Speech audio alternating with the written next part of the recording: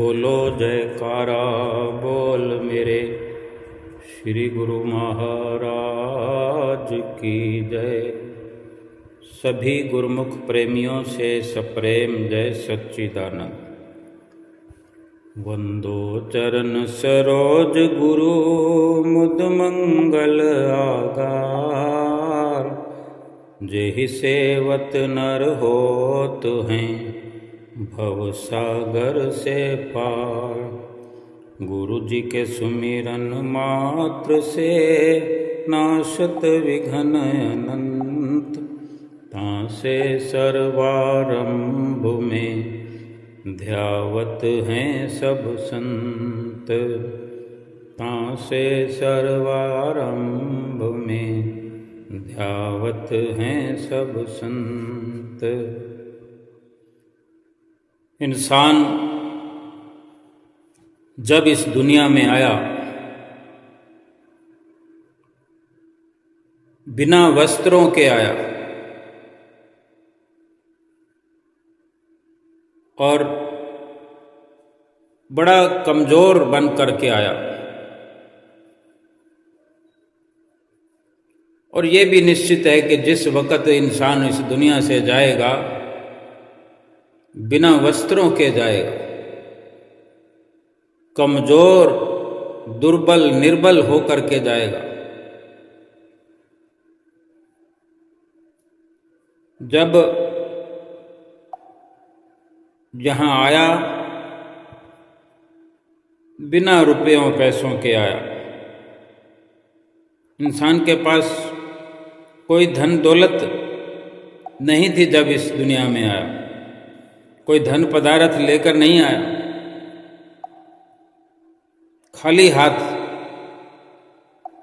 इस दुनिया में इंसान आया है।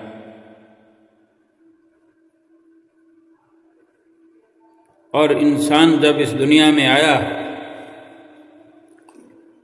छोटे शिशु के रूप में आया है, नग्न आया है और इस दुनिया में रहकर चाहे जो भी रुतबा हासिल किया, चाहे कितनी बुलंदियों को छुआ, चाहे कितना अपने अंदर ताकत का अनुभव किया,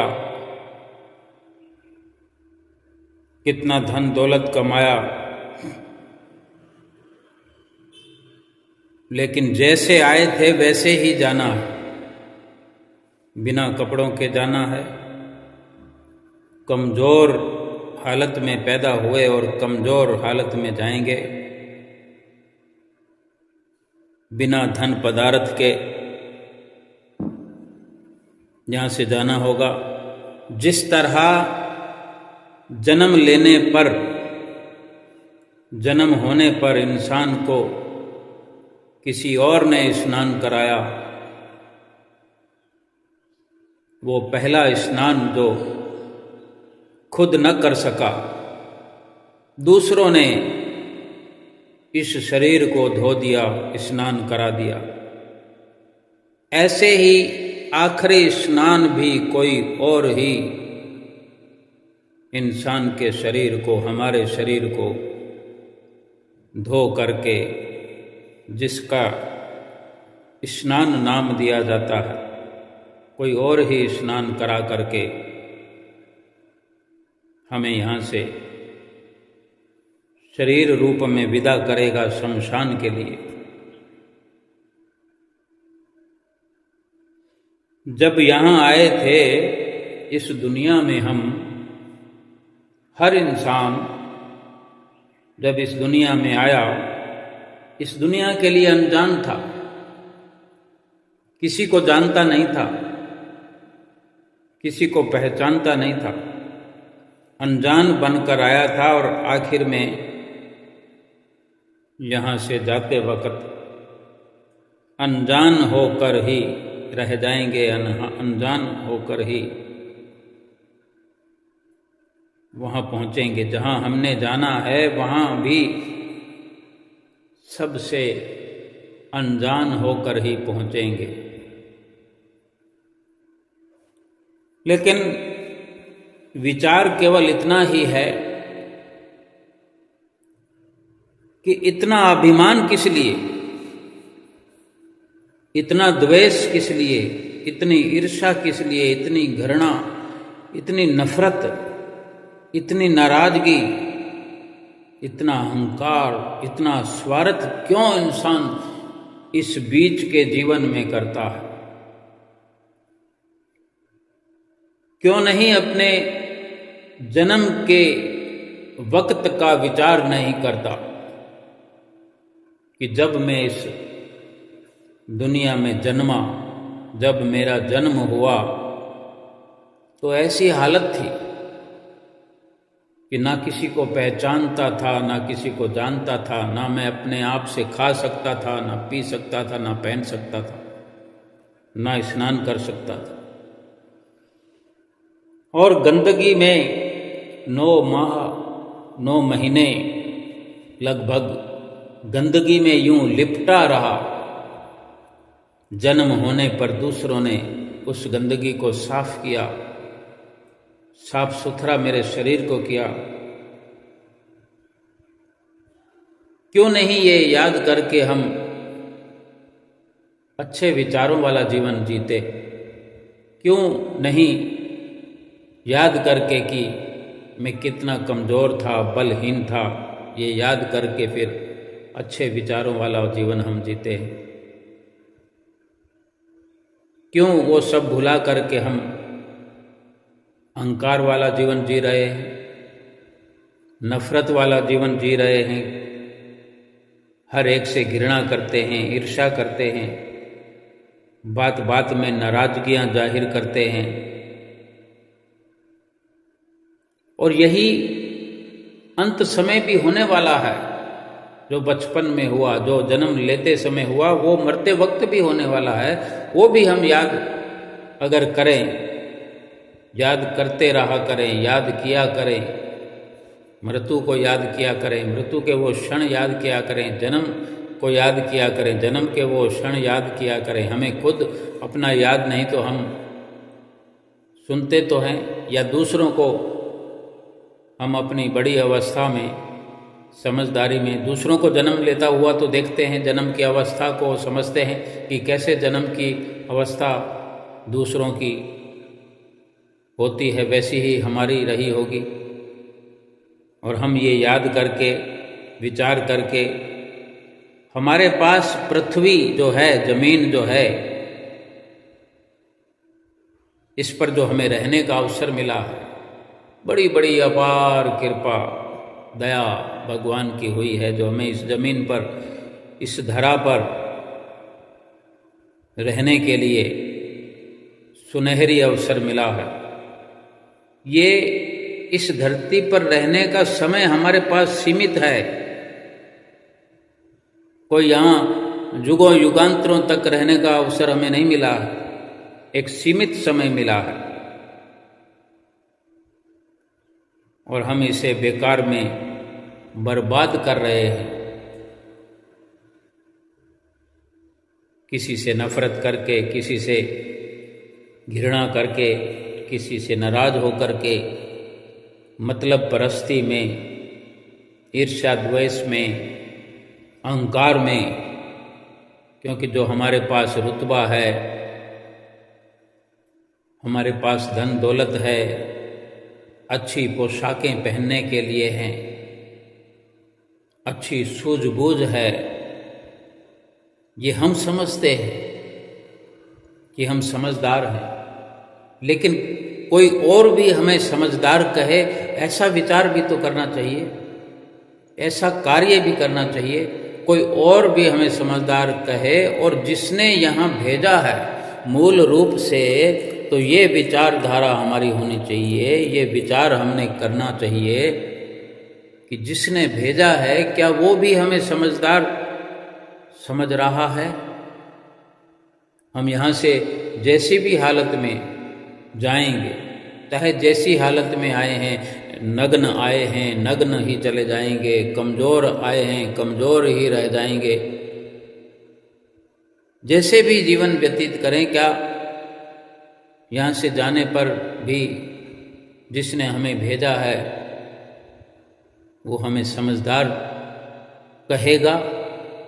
परमपिता परमेश्वर हमें समझदार कहकर खुशी मनाएगा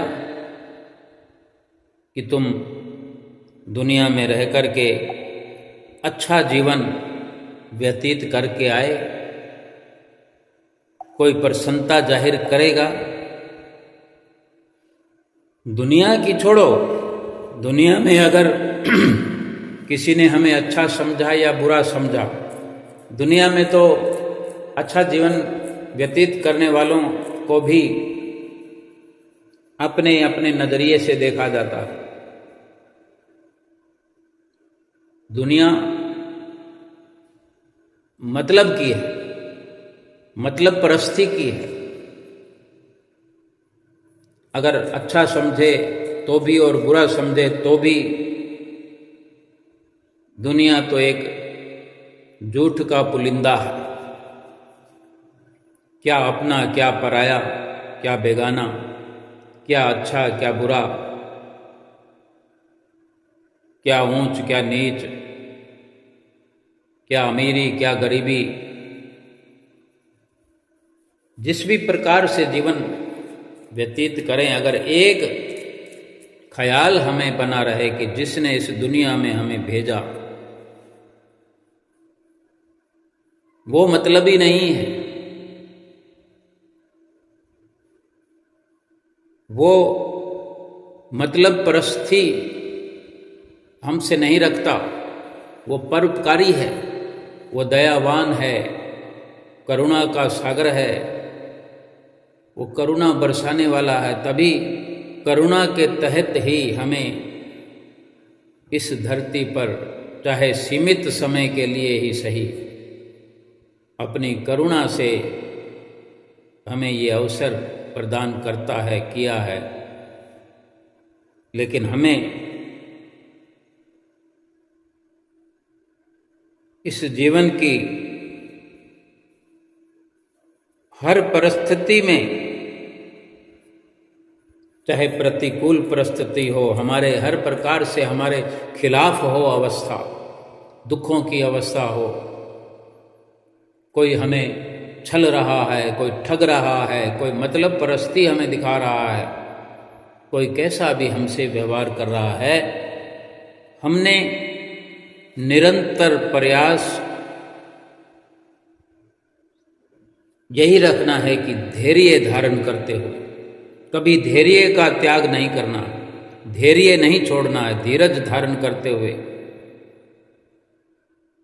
हमें लगे कि सब दरवाजे हमारे आशाओं के बंद हो चुके हैं, उस स्थिति में भी हमारे प्रयास जारी रहना चाहिए। जिस प्रकार से कभी कभी चाबियों का गुच्छा जो है, ठीक चाबी नहीं मिलने पर चाबियों के गुच्छे से प्रयास करते हुए किसी एक आखिरी चाबी से भी ताला खुल जाता है, उस प्रकार अंतिम क्षणों में भी पूरी लगन के साथ किया गया प्रयास हमारी बाजी पलट सकता है। जीवन भर नित्य निरंतर प्रयास यही करना है कि परमात्मा हम पे प्रसन्न रहे इस जीवन में भी, और जीवन समाप्ति पर भी हमारी आत्मा जो कि अजर अमर है, उसका तो कुछ भी समाप्त होने वाला नहीं, क्योंकि वो सदा है और सदा रहने वाली है, परमात्मा का अंश जो है। हमें क्या करना है जीवन में? अहंकार तो हम थोड़ी थोड़ी सिद्धि आने पर कर बैठते हैं। भक्ति परमार्थ भी अगर करते हैं अपने मर्जी से, तो ये सब चीज़ें हमें चिपटी रहती है, अहंकार में हम लिपटे रहते हैं। क्रोध में रहते हैं।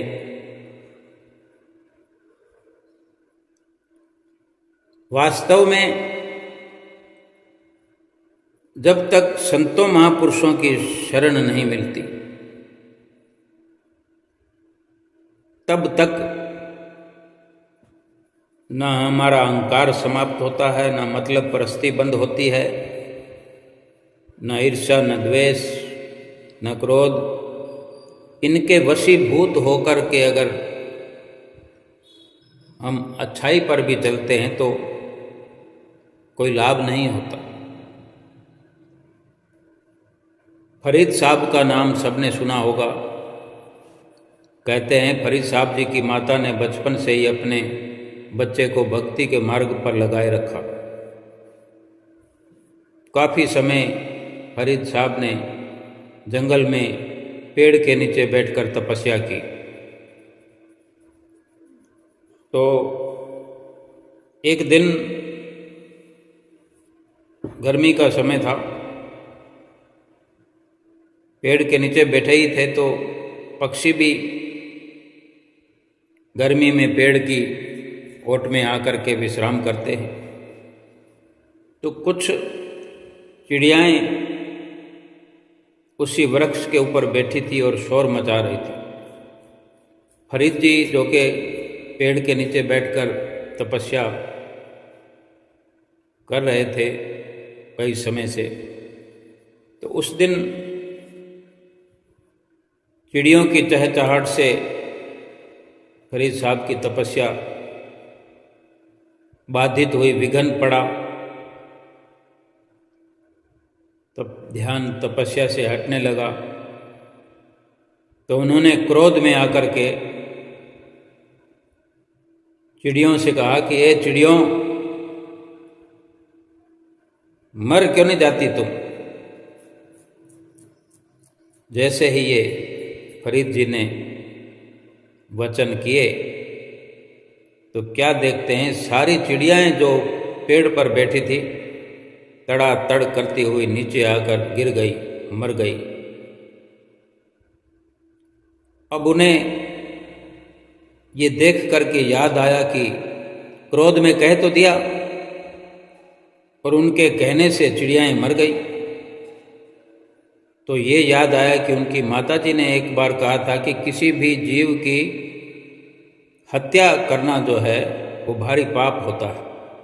किसी को दुख देना, हत्या करना तो और भी बड़ा, क्योंकि उसके तो जन्म को ही नष्ट कर देते हैं हत्या करने से तो।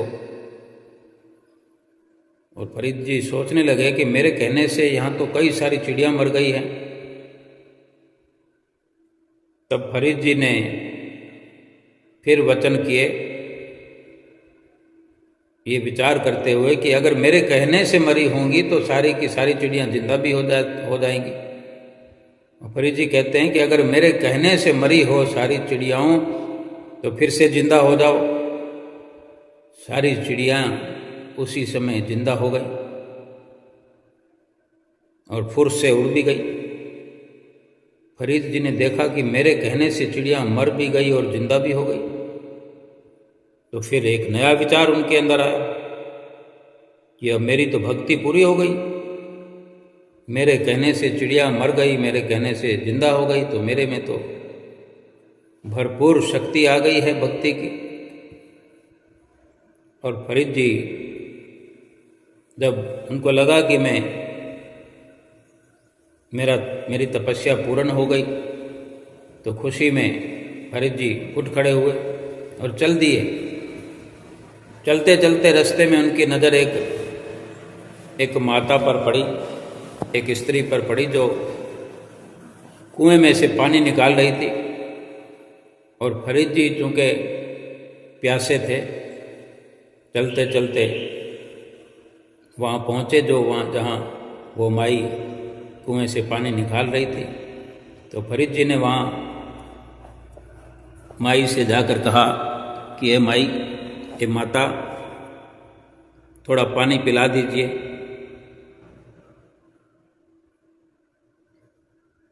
तो थोड़ी देर लग गई कि वो पानी जो है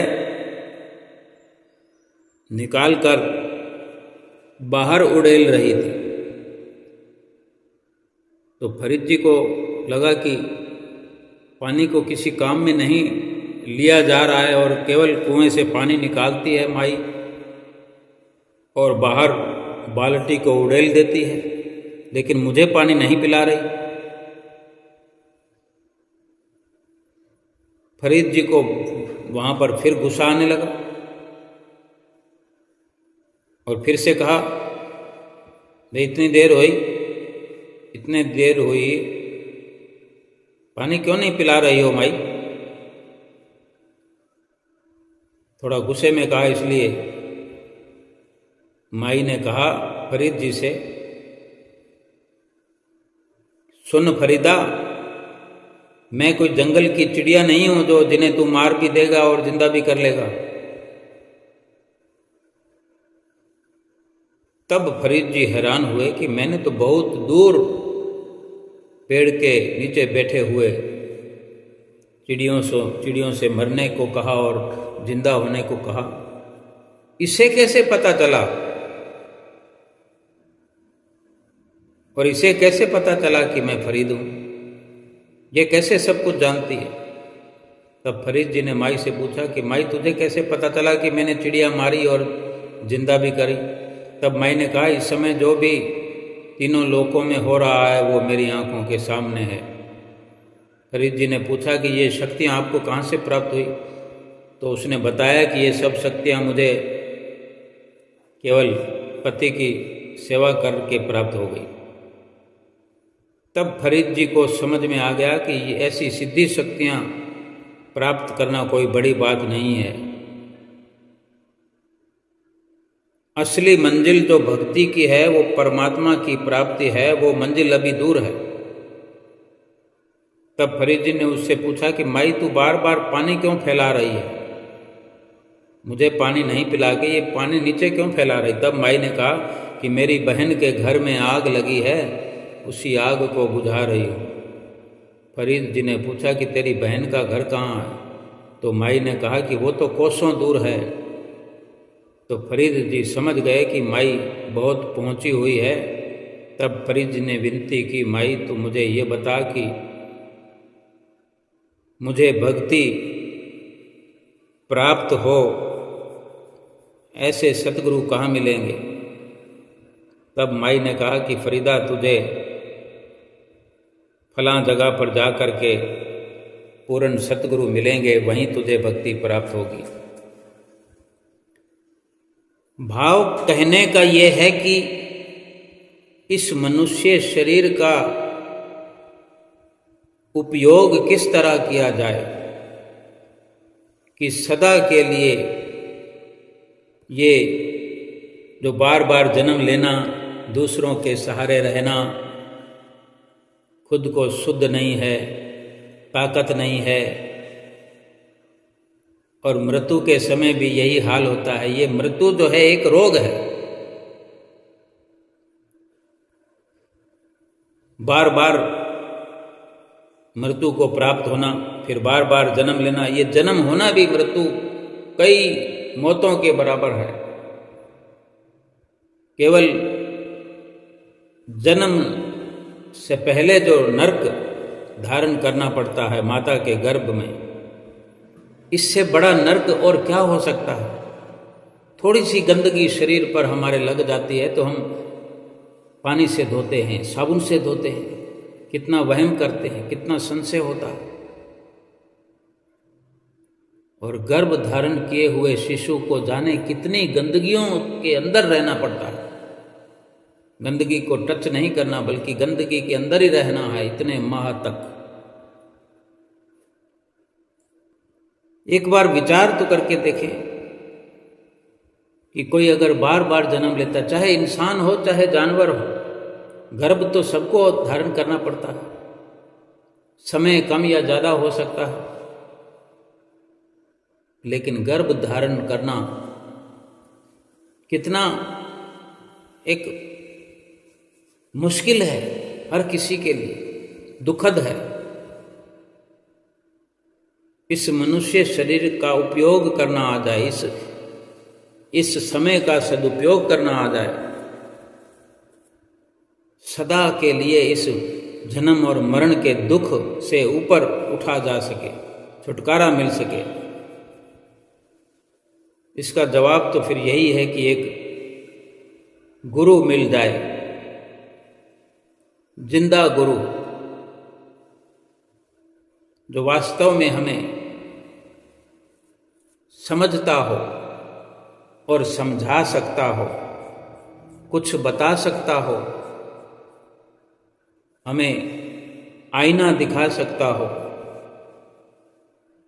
उसी की संगत में रहकर ये संभव होता है और वही हमें रास्ता बता सकते हैं। और हम विचारवान हैं गुरुमुख प्रेमी कि हमें ऐसे सतगुरु, परिपूर्ण सतगुरु मिले हुए हैं। नाम दान दे करके, शब्द की बख्शिश करके, सच्चे नाम से, सच्चे नाम के रहस्यों से हमें परिचित कराते रहते हैं।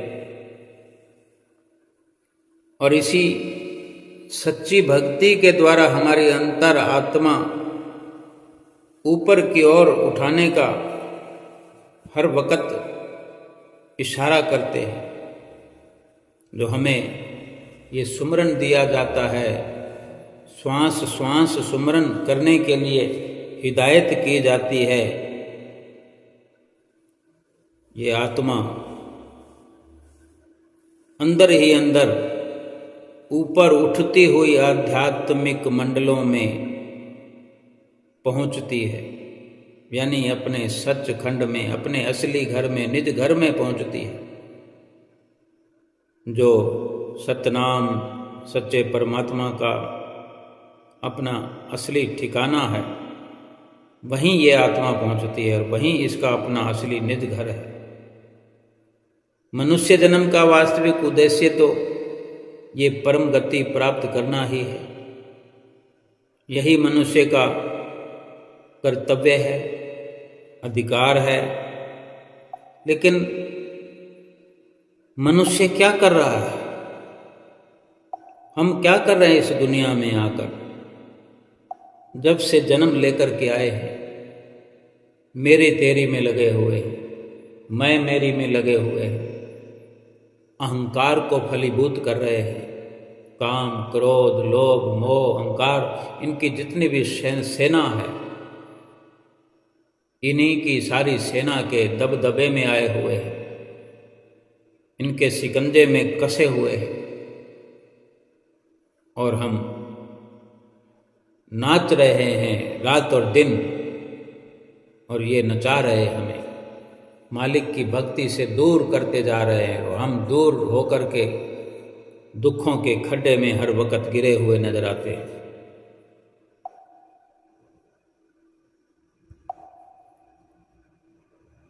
जो सुख हम प्राप्त कर रहे हैं, जिस सुख की लालसा में, जिस सुख की कामना में, जिस सुख की चाहत में हम प्रयास कर रहे हैं, उस सुख की कामना में, उस सुख की चाहत में हमने अपना असली सुकून समाप्त कर दिया है। असली खुशी, उस झूठी खुशी के कारण असली खुशी हमने कुर्बान कर दी है। हमने अपने जीवन को उन झूठे संसार पर कुर्बान कर दिया है, जबकि जो संसार के झूठे सामानों, झूठे रिश्ते नातों, झूठे सुखों को कुर्बान करना था सच्चे सुख की प्राप्ति करने में। जो हमें सतगुरु हमें हमारा मकसद समझाते हैं, वो सुख, वो आनंद है अंदरूनी, अंतर आत्मा का आंतरिक आनंद, आंतरिक सुख, जो अंतर हृदय में महसूस किया जाता है। बार बार जो हमें अपनी सुरती को समेटने के लिए कहते हैं, ये सुख बाहर नहीं मिलता। जो सच्चा सुख है, जो वास्तविक सुख है, निज घर में पहुंचने वाला जो सुख है, ये कहीं बाहर नहीं मिलता। इसको खरीदा नहीं जा सकता। कोई भी इंसान सच्चा सुख चाहे, अपनी अंतर आत्मा की खुशी चाहे, और वो सोचे कि मैं किसी दुकान में, किसी मॉल में, किसी बाजार में जाकर के खरीद लाऊं, अधिक से अधिक खरीद लाऊं कि मेरे पास पैसा बहुत है, जल्दी से देखते ही देखते मैं प्राप्त कर लूं, मेरे पास रुतबा बहुत है, मुझे लाइन लगने की जरूरत नहीं, तो ये संभव नहीं है। ये जो अंदर का सुख है वो अमीर गरीब कोई भी प्राप्त कर सकता है, उसमें कोई लाइन लगने की जरूरत नहीं है, कोई रिश्वत की जरूरत नहीं है। अपने भीतर ही भीतर ये प्रयास करना है, और किसको कानो कान खबर भी नहीं होनी। किसी को कोई पता नहीं लगता कि कौन अपने भीतर क्या कर रहा है। सतगुरु हमें मिले हुए हैं, सतगुरु की शरण हमें आज बरसों हो गए सतगुरु की शरण प्राप्त हुए, बरसों हो गए नाम की बख्शिश हुए, लेकिन अभी भी अगर हमें सच्चा सुख नसीब नहीं हुआ, सच्ची शांति का हमने अनुभव नहीं किया, परिपूर्णता तो जब होनी होगी हो जाएगी। जब सतगुरु की मौज होगी वो कर देंगे, लेकिन अनुभव होना बड़ी बात है, समझ जाना बड़ी बात है कि हम सही दिशा में जा रहे हैं। हम झूठी दुनिया से किनारा कर चुके हैं, झूठी दुनिया में रहकर ही झूठी दुनिया का अनुभव कर चुके हैं। ये समझ में आ जाए, ये बड़ी बात है। हमें अपनी जो चेतना है, जो हम रात और दिन संसार के नजरिए को ही केवल समझते हैं कि यही हमारा मकसद है, यहाँ आकर के इस संसार की कार्रवाइयाँ करते हुए, संसार के अंदर तरक्की करते हुए, संसार के अंदर रुतबा बनाते हुए हमें यहाँ से जाना है, यही हमारी इस जीवन की उपलब्धि है। ये गलती है, ऐसा विचार करना गलत है। महापुरुष रात और दिन जो हमें समझाते हैं कि अपनी चेतना को, अपने ध्यान को, तसव्वुर को पूरे संसार से हटा लीजिए, समेट लीजिए। अब तक हमारी सुरती बिखरी हुई थी, मान लेते हैं, लेकिन अब हमने बाहर से चलकर भीतर का सफर करना है। तो हमने अगर सफर करना है तो अपने सामान को तो बांधना पड़ेगा, सामान तो समेटना पड़ेगा। और सामान और कुछ नहीं, अपने भीतर हम क्या ले जा सकते हैं? अगर हमें अपनी सुरती को समेट कर अंदर ले जाना है तो वो केवल सुरती, केवल ध्यान ही अंदर जा सकता है, कोई सामान अंदर नहीं जा सकता। अपनी सुरती को समेट कर हम अपने अंदर ले जाएं, अंदर की दुनिया का एहसास करें। वहाँ जो सुख है, वहाँ जो आराम है, सुमरन के माध्यम से, नाम और शब्द के माध्यम से, सुरत शब्द के योग करने से, जब सुरत शब्द का योग करके सतगुरु के कहे मुताबिक हम कार्यवाही करेंगे तो हम अनुभव करेंगे कि भीतर रहने का स्थान भी है, सोने का स्थान भी है, चलने फिरने का भी स्थान है, देखने का भी स्थान है, देखने को पूरी दुनिया बसी हुई है अंदर। ये कुदरत की रचना है, बाहर भी है और भीतर भी है। भीतर सूक्ष्म रूप में है, जैसे हम अपना मकान बनवाते हैं। मकान बनवाने से पहले हम नक्शा बनाते हैं, उसकी लोकेशन पता करने के लिए हम किसी को कह सकते हैं बना हुआ मकान हो जैसे, तो हम उसी मकान की लोकेशन हम 7 समुंदर पार बैठे हुए बंदे को भेज देते हैं कि भाई हमारा मकान यहाँ है। वो मैप के अंदर ढूंढता हुआ अगर हमसे मिलना चाहे, पहुँचना चाहे, तो उसी सूक्ष्म नक्शे से केवल फोटो क्लिक किया हुआ है और वो ढूंढते हुए वहाँ पहुँच जाएगा। मकान तो बहुत बड़ा है, लेकिन उस मकान को कागज में उकेर दिया जाता है, छाप दिया जाता है। आज ये आधुनिक युग है, मोबाइल के अंदर सब कुछ सिमट करके रख दिया जाता है, लेकिन सब कुछ समझ में आ जाता है। ये सूक्ष्म तौर पर महापुरुष जो है हमें रास्ता भी बताते हैं, तरीका भी बताते हैं, और हमारे भीतर वो सब जो बाहर जिक्र करते हैं कि ऐसा करने से बैकुंठ पहुंच जाते हैं, ऐसा करने से सचखंड पहुंच जाते हैं, ऐसा करने से सुरत जो एकाग्र करके अंदर हम ले जाते हैं भजन सुमरन करते हुए, तो जिक्र आता है सुमरन के प्रभाव का, असर का, कि अपने ही अंदर बाहर से भी कहीं अधिक रोशनियाँ, अधिक देखने के लिए नज़ारे, सुनने के लिए ढोल नगाड़े, और रहने के लिए सुंदर सुंदर साज सज्जा वाले स्थान, सब कुछ अंदर भरा पड़ा है। ये सूक्ष्म रूप में, जैसे सुरती जो है सूक्ष्म है, आत्मा सूक्ष्म है, यूं दिखाई नहीं देती। आत्मा निकल जाती है तो दिखाई नहीं देती किसी को, आत्मा प्रवेश करती है तो किसी को दिखाई नहीं देती, लेकिन आत्मा से ही सारा खेल है। आत्मा निकल जाने पर वही इंसान निढाल होकर गिर जाता है, 1 सेकंड में कुछ का कुछ हो जाता है। तो ये सूक्ष्म जो है अंदर का अंदर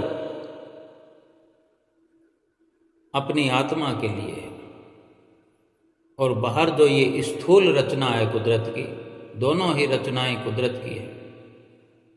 ये स्थूल रचना शरीर के लिए, शरीर के गुजर बसर के लिए, शरीर के खान पान पहरान के लिए, व्यवहार के लिए।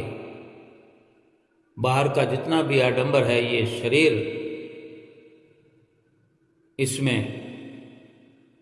कार्य व्यवहार करते हुए, मकसद अगर इसका एक ही हो जाए कि मेरा असली मकसद तो आत्मा को आध्यात्मिक स्तर पर सफ़र करवा करके परमात्मा के निज घर में पहुंचाना है।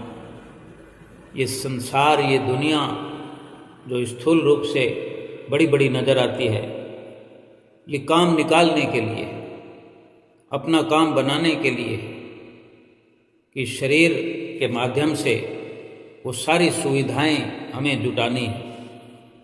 अभी देखो, सतगुरु से अगर मिलना है तो शरीर के माध्यम से ही मिला जाएगा। आज श्री आनंदपुर में पहुंचना हो, श्री प्रयाग धाम में पहुंचना हो, श्री गुरु महाराज जी के दर्शन करना हो, श्री गुरु महाराज जी की छत्र छाया में कोई सेवा तलब करनी हो, तो शरीर के माध्यम से ही पहुंचा जा सकता है। और सतगुरु से कुछ समझना है तो शरीर के माध्यम से, कानों के द्वारा सुना जा सकता है, आँखों के द्वारा देखा जा सकता है। शरीर की बड़ी भागीदारी है। ये शरीर चुन चुन करके आत्मा के लिए खुशहाली वाला रास्ता बना सकता है। जिनको गुरुमुख प्रेमियों को सतगुरु की संगत में रह करके ये समझ आ गई है, जो सतगुरु के कहने के मुताबिक चल पड़ा, जो वो हर संभव प्रयास यही करता है कि जो सतगुरु की मौज हो वही मेरे लिए ठीक है, उचित है। संसार में सभी कुछ करता है, लेकिन उसका लक्ष्य जो है हर वक्त उसे याद रहता है कि मेरा असली लक्ष्य जो है वो प्रभु की प्राप्ति है, भक्ति की प्राप्ति है, सतगुरु की नज़दीकी ही मेरा लक्ष्य है। गुरुमुख प्रेमी श्री दरबार में चले आते हैं, न गर्मी देखते हैं, न सर्दी देखते हैं, न बरसात देखते हैं, घर से चल पड़ते हैं। एक ही आस लगी होती है और इसी विश्वास से कि मेरे सतगुरु ही सब कुछ करने वाले। सतगुरु के दर्शन किए बहुत समय हो गया, 6 महीने हो गए, 1 साल हो गया। सतगुरु के दर्शन करना जरूरी है। क्या अंदर क्या भीतर उदासी छाने लगती है। कठिन से कठिन परिश्रम करके, कठिन से कठिन दुखद से दुखद सफर करके सतगुरु के चरणों की छाया में पहुंच जाते हैं गुरुमुख प्रेमी। अशोकनगर के रेलवे स्टेशन पर या उरली कांचन के रेलवे स्टेशन पर या पूना के रेलवे स्टेशन पर या ललितपुर के रेलवे स्टेशन पर पहुंच करके एक लंबी राहत की सांस लेते हैं कि अब आप पहुंचे हैं सतगुरु के दरबार में। जब वहाँ से बसों में रवाना होकर आनंदपुर या प्रयाग धाम की ओर रवाना होते हैं तो रास्ते में गुरुमुख प्रेमी भजन भी बोला करते हैं। सुने होंगे आपने कि आप पहुँचे दरबार गुरां दे आप पहुँचे। वो सारी थकान भूल जाते हैं, थकावट भूल जाते हैं, जो दुख पाए वो भूल जाते हैं कि उन्हें एहसास है गुरुमुख प्रेमियों को कि मेरे सतगुरु के चरणों में ही वो दौलत है, मेरे सतगुरु के चरणों में ही वो सुख है जो हमें अवश्य मिलता रहा है और मिलता रहेगा। इसी आस में, इसी विश्वास में दौड़े चले आते हैं और अपने सतगुरु के चरणों में बैठकर श्री दर्शन हाल में अवसर प्राप्त होता है, श्री मंदिर जी में अवसर प्राप्त होता है। सुंदर सुंदर सत्संग नित्य प्रति सुनने का अवसर मिलता है।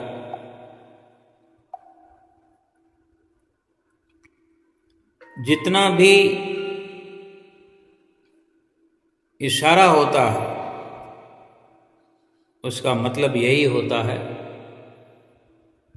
कि अपनी जीव आत्मा का हमें कल्याण करना, कोई और नहीं करेगा, हम ही को करना पड़ेगा। इस शरीर के माध्यम से सभी उपलब्धियां हासिल करनी है, सतगुरु की प्रसन्नता प्राप्त करनी है, 5 नियमों की पालना करनी है, 2 घंटे भजन अभ्यास करना है और इन्हीं सब के बीच में शरीर के दुख भी आते हैं, धन पदार्थों के दुख भी आते हैं कि अनेक वस्तुओं का अभाव जीवन में आता है, खटकता है, दुखी करता है।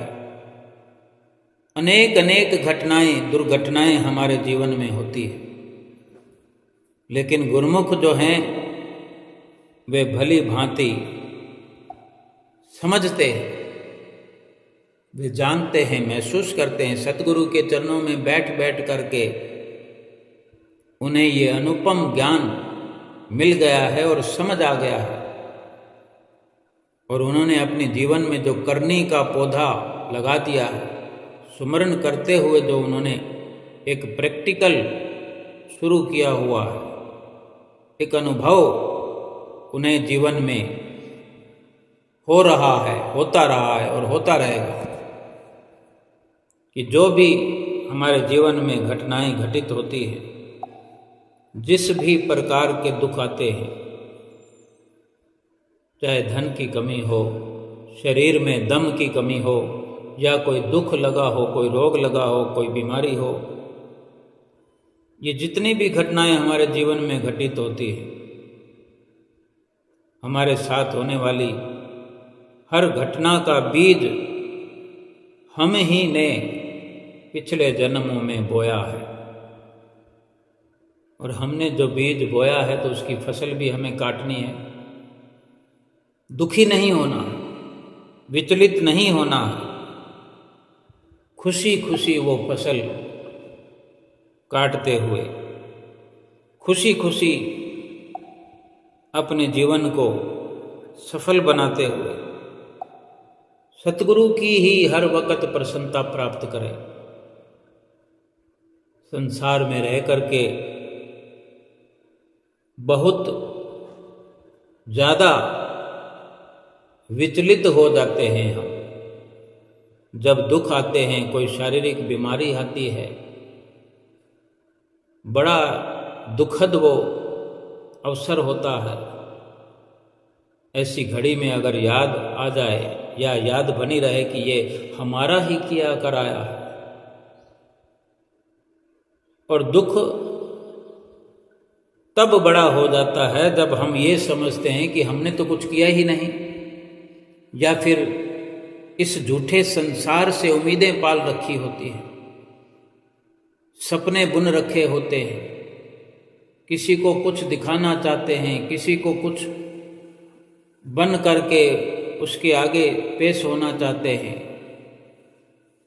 कोई अपना मकान बनाकर दिखाना चाहता है, कोई धन कमा कर दिखाना चाहता है, कोई सुंदर बन के दिखाना चाहता है, कोई गाड़ी, कोई बंगला ये दिखाना चाहता है। ये उम्मीदें जो अपने अंदर बना रखी हैं, सबसे ज़्यादा दुख इन्हीं का होता है। जिसको ये समझ हो, जिसको ये समझ आ जाती है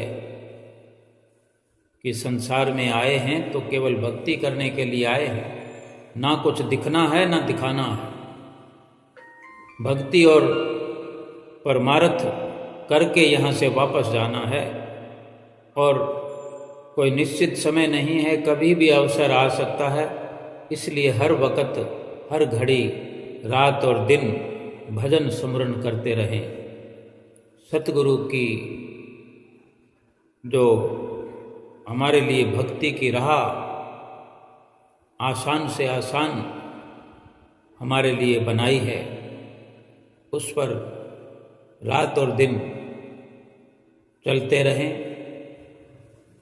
5 नियमों की पालना करते रहें, 2 घंटे भजन अभ्यास करते हुए जिस प्रकार शरीर से बाहर की दुनिया देखते हैं, इसी शरीर के माध्यम से ही, शरीर की मदद से ही भीतर की सूक्ष्म दुनिया को देखा जा सकता है, जिसमें शांति है, सुकून है, सुख है, आनंद है। आनंद से भरपूर है ये भीतर की दुनिया। आओ सभी चल करके भीतर की दुनिया को देखने का अथक प्रयास करें, सफल प्रयास करें, और भीतर की सच्ची दुनिया में सच्चे सुख का एहसास करें, और सतगुरु की प्रसन्नता प्राप्त करें। बोलो जयकारा बोल मेरे श्री गुरु महाराज की जय।